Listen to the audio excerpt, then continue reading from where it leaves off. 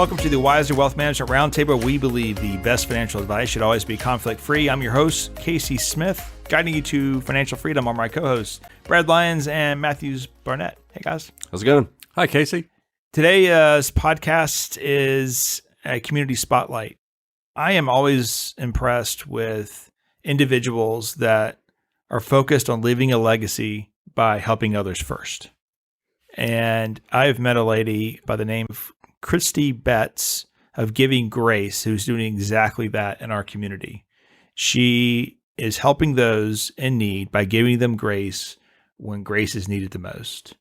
And I'll say that after her interview, I thought to myself, wow, we get caught up in a bubble, our own bubble, right? We tend to run in circles of people that are similar to us. Probably we don't know anybody in our friend group that's homeless. We don't know anybody that has continual car trouble and doesn't have the money to get it fixed, right? So I don't want to ruin the interview by saying too much, but listen to Christy and her mission. Very impressive. Here's the interview. Hi, Christy. Thanks for joining us on our Wiser podcast. How are you today? Good. How are you? Good. So this episode, we like to focus on what we call our Wiser Community Spotlight. And you have been showing up in my Facebook feed for a little while now. And your name of your organization is Giving Grace. Tell us a little about what you guys are doing in our community. We work with acute or emergency needs and then post the needs on our Facebook group. And once they're funded, we're able to assist the family. We help with anything from rent, food, power, sometimes car repairs, water bills, just whatever a family's struggling with at the time. The concept's really interesting to me because so many times you will give money to a cause or organization. You know, assuming that organization has been vetted, you know that most of your money is probably going to help a family, but you don't know that family. What I find interesting about your post is there's a specific need. There's a single dad, 3 children, $300 car repair to keep his job and keep the kids going where they need to be going. You posted you were with your own son at a baseball batting cage or practice area, and you found a whole team from your own high school that didn't have cleats and gloves and the bats that they needed to even be a team, really. And you Right. post this out through the Giving Grace Facebook feed, and all of a sudden you'll see people, hey, I'll donate $200 to that. Hey, I'll donate $500 to that. To me, that's amazing because the family who gave now knows exactly who received the benefit of those funds. Can you kind of walk me through the process of that and maybe give us some maybe additional examples of families in need? A family that we assisted recently, it was a mother with 2 children. I think her kids are 8 and 5. Her son, who's 8, has lived in a hotel his entire life, never been in an apartment, just because the mom could not get out of the hotel cycle of living, because paying weekly rent at a hotel is very expensive. It doesn't leave you much room to be able to save for an apartment when you're living paycheck to paycheck. So we were able to get the deposit, first month's rent for this mother. We were able to completely furnish the home. We have several families, Giving Grace donors, who personally went to deliver furniture, food.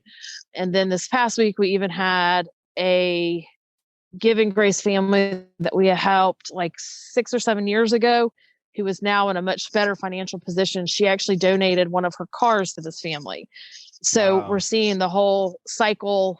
It's great to see people that we've assisted in the past step up and assist families now that we're helping. But with this particular mother, we had opportunities for people to donate financially. We had opportunities for people to donate furniture, housing, accessories, whatever. And then I've got a group going to this mom's home tomorrow to deliver Thanksgiving. So we're kind of like a anything goes type group, I guess. Whatever the need is, we try to step up and make it happen. So tell me how this got started. I started volunteering for an organization called Church on the Street about 7-8 years ago. And I noticed that there were organization I was donating my time was called Church on the Street. And it was a homeless organization that did lunch every day, and they had a clothing closet and just small stuff like that. But I noticed that there were several single men who were homeless, and they'd been hired for like a construction job or warehouse job, but just didn't have small things like steel-toed boots or whatever you have to have for construction, or men working in a warehouse and had to have proper clothing, stuff that was less than $100, but it was holding them back because they didn't have the means to purchase it. Or we'd have a mom and a child who were living in a hotel and were $100, $200 away from being able to move into an apartment or rent a room in a home. And I just started posting on my personal page on Facebook, and there was such, every time I posted a need, it was filled within hours, and it just kind of spiraled from there. We just started helping more and more people. And then we took it off my personal page and formed a group called Giving Grace. We chose that name because most of the people we're assisting need a little grace. They are folks that might need a second, third, or fourth chance at life.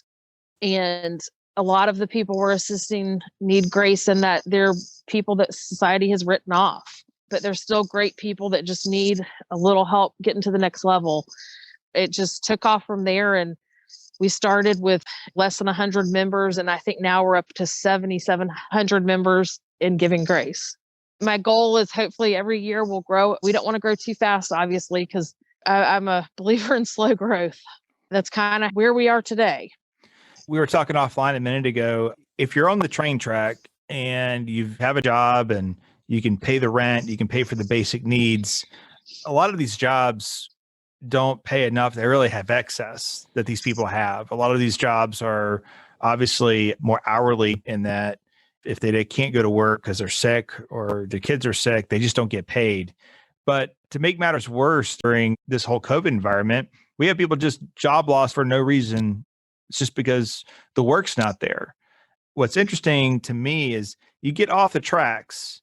It takes a lot to get back on the tracks. If you don't have a place to live, you have children that aren't getting the needs that they should have, the basics, how do you get yourself back on? And a lot of times you need a little help.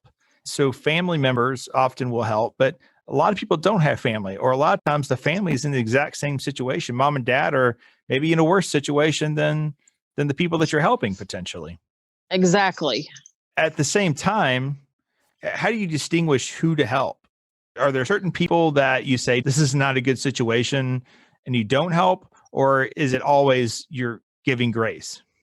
No, there's definitely people that we don't assist. One way that we're a little bit different too than other organizations is we get to know the families.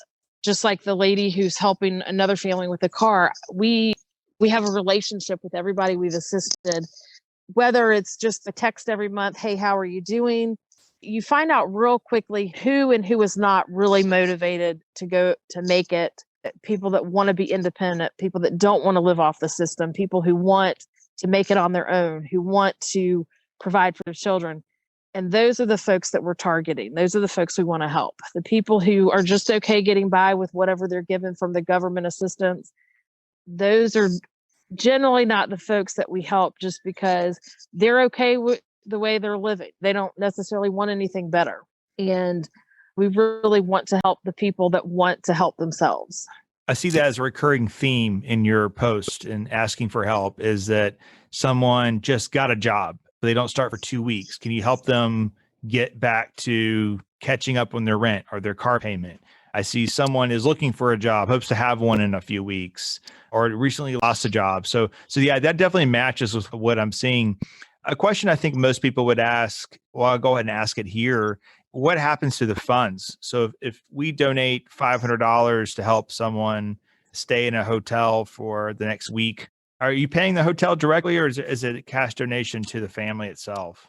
We pay everything directly, whether it be to the hotel, to Georgia Power, to the apartment complex. We never give cash to the family we are assisting. It's always paid directly. Paid directly. So there's some coordination involved. There's a lot of coordination involved. It's time consuming, but also being a nonprofit, we have to have receipts for everything we pay for. Right. And that's important. We probably should mention that. Giving Grace as a part of Remerge, which is the nonprofit. That's what makes all the donations tax deductible, correct? Correct. So your last post on Facebook was about a little special needs girl. Can you tell me about this situation and what you're trying to do? Sure. It's a single mother. Her son was born with cerebral palsy and he's visually impaired. She had put him in a traditional daycare, and he was coming home bruised, not necessarily being abused, but just normal daycares don't know how to care for him. So she ended up having to stop working because obviously you don't want your child bruised and battered. She does receive Social Security for him, but it's less than $800 a month. And she's in a tough spot in that I'm not sure the exact name for it, but the blind school here in Atlanta or visually impaired, he can't start attending till he's 2. So she's just kind of been living between her mother's house and friends' homes until he turns 2 because she doesn't have any options. I've explored everything that I've been able to find. We've had other people help. So what we're trying to do right now is we have an apartment that we can put her in for the next few months. Her son actually turns 2 in March. So once he turns 2, her hopes is that he will be able to go to preschool and she'll be able to get a job. But she's also looking into, once we can get her into her own housing, she could possibly get a work from home job or have a friend or her mom or somebody watch him certain hours so that she can work. But when you're bouncing from house to house, hotel room to mom's, she also comes from an abusive home. So her mom's home is not necessarily a safe haven. It's hard to hold down a job, especially with a special needs child. So we are trying to help her get into permanent housing so that she also wants to go back to school. She was in school before her son was born. So that's kind of what we're trying to help her do right now, is just to get in a stable home and then get her son back in school in a few months and get her back to school and get her some type of job so that she can become self-sufficient. All she wants is to be self-sufficient. Right. And how old is she? She's 26. Wow. That's a big burden for 26. Especially alone, homeless, like being stable in a home with a husband and the stuff that she goes through. I can't even imagine, on a daily basis. I wouldn't, there's no way I'd be able to do it. She's a strong person. Yeah, absolutely. So when you look at these cases, do you see people that are just making continual bad choices, or is there something different going on in the background? A little bit of both. We have people that continually make bad choices, and a lot of those people or those families, it's teaching them to make better choices. I have a family we've been working with for several years, and she got $50. She'd pay whatever bill came in that would cover. We have taught her that you want to pay your rent first, because if you don't have anywhere to live, right, who cares if your power bill is paid? And it's a whole lot easier to get help getting your power bill covered than finding a whole new home for you to live in. So a lot of the families, it's just teaching them to make different choices. And also, if you keep doing the same thing over and over and over, you cannot expect different results. So let's try something different and see what happens. Some families are reluctant to make changes, but we have a lot of families who are not. And those families are the families that generally succeed. When you start making a different choice, different things happen. Most of the time, it's a positive change for these families. So, and how are you counseling them in this current environment? Are you doing this all over the phone? Phone or texting, calls, what have you. Yeah. Do you feel like that you're a disadvantage in this environment versus where we were in 2019? It's harder to have a personal touch when you can't sit across the table from somebody and have a conversation. But just like with everything else in the world right now, we're just doing the best we can with what we have, holding on until this is over. Right. Absolutely. So, Christy, I kind of see you as on the front lines of this. Do you think that there's been a substantial increase in the need post the COVID shutdown? The needs are just overwhelming daily. It's everything from parents who can't go to work because their kids are home from school virtual learning. You can't leave a first grader when you're used to sending them to school.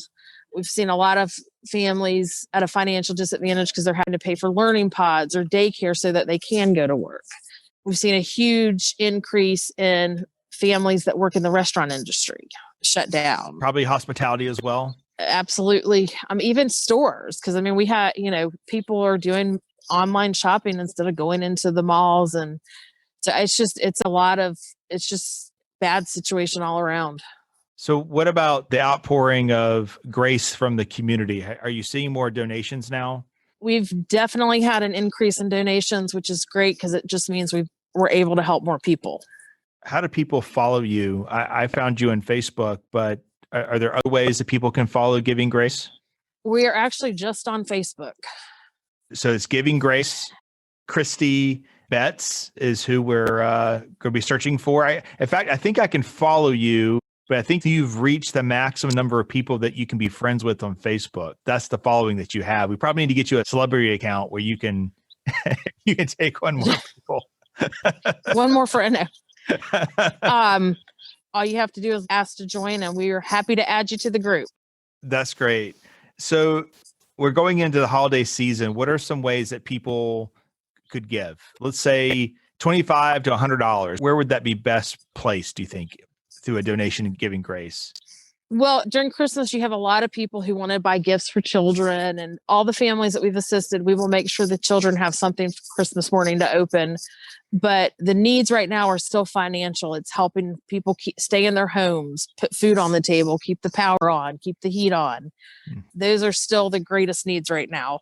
And like I told a lady yesterday, it's great for these children to have a Christmas, but if they can't stay in their home, it doesn't matter what we give them for Christmas. They're going to be on the street. So we got to keep them in their homes. You've mentioned also that you guys are volunteers. There's 3 of you that Correct. So there's myself, and then I have three to four people who help regularly. And then I have a lot of other people that will help, whether it be delivering groceries to a family or taking a winter jacket to a child. We have a lot of people who do small stuff like that we couldn't survive if they didn't help with that either. So it's just a lot of people coming together and volunteering what time they do have to make this succeed. It's safe to assume that every dollar donated is a dollar used. There's really no admin cost. Correct. That's amazing. For Giving Grace, there are no admin cost. Remerge does have a few paid employees, but they have funding through grants and programs that they put on. So every dollar that's donated to Giving Grace, we put to use with whatever the day. I mean, every day is a new day and every day is a new need. Right. Absolutely. I admire your courage to do this. I can't imagine that you hit many people that say you're doing anything bad. I'm sure you get a lot of pats on the back. We do get some people who are giving for the wrong reason. They want the pat on the back. Unfortunately, we don't have the manpower to personally thank every single person who donates. And I have had a few people who have gotten upset that I have not personally called them to thank them for their donation. And there's just not enough hours in the day to do that.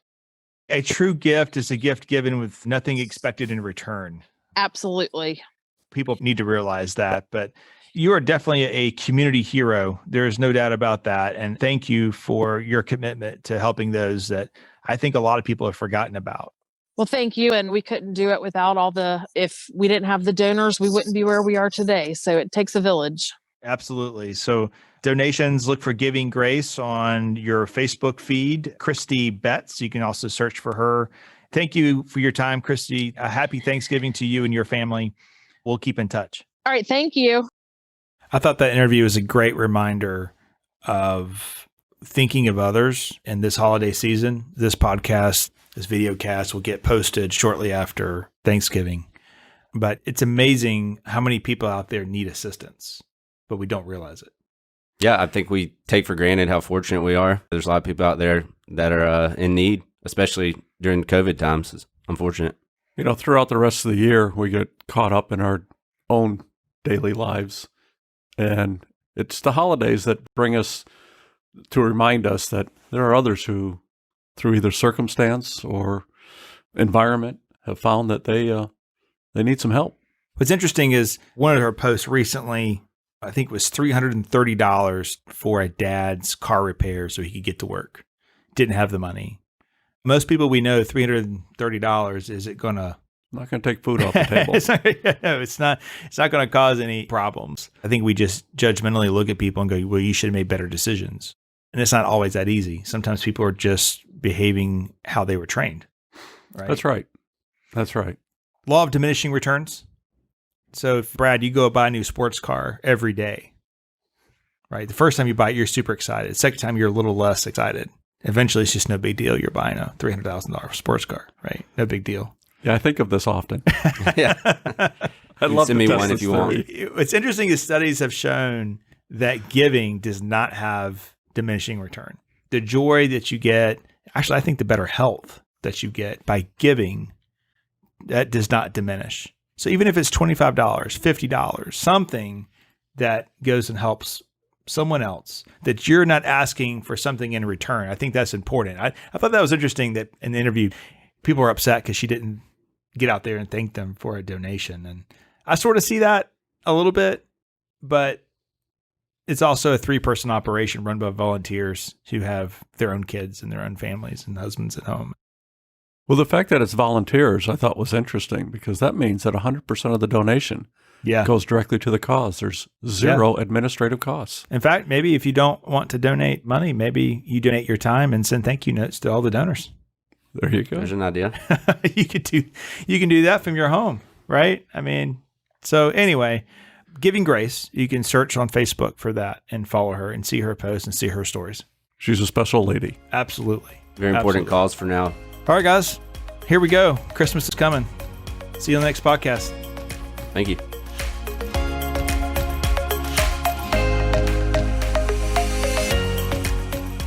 Wiser Wealth Management Incorporated is a registered investment advisor. Information presented is for educational purposes only and does not intend to make an offer or solicitation for the sale or purchase of any specific securities, investments, or investment strategies.